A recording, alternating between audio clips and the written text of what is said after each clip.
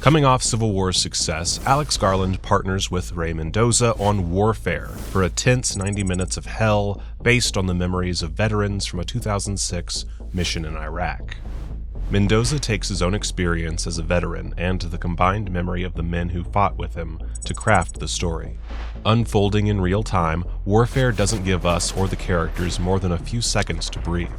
Many movies brand themselves as the singularly accurate and gruesome depiction of what war is really like, and though Warfare isn't perfect, it's committed to playing the part. It's a tight script and contained story, which elevates Mendoza's intention to keep us directly in the line of fire.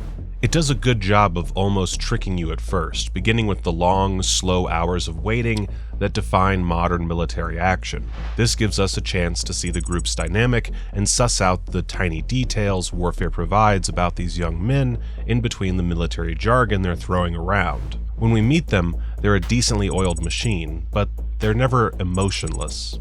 If it were a different kind of movie, I might have wanted to spend more time with the men and get to know their dynamics. However, you don't have to know much about the characters to see that they would die for each other.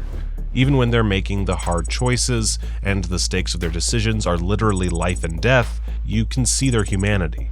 Though DeFaro Wunatai's Mendoza is generally the focal point of the significant emotional beats, it's truly an ensemble piece. This, like all parts of Warfare, reflects the truth of a military unit. Warfare is not for the squeamish or sensitive, as we get plenty of head-on shots of bodies blown in half and injuries that will make your stomach turn. The film intentionally disorients and muddles the senses, making it as hard for us to focus as it is for the men on screen. It's a harrowing movie, made all the more upsetting as it becomes increasingly clear that these people are considered expendable. Warfare makes only a brief commentary about the effects the soldiers' actions have on the family whose home they invade and destroy, with the Iraqi family being kept out of sight in a side room for almost the entire runtime.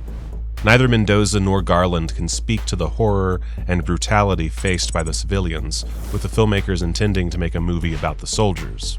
Warfare is good, but it's not as original as Mendoza and Garland are making it out to be. Most movies about war in the 21st century are gritty and about the needless sacrifice of young lives. It's gripping and effective, but doesn't have anything new to say.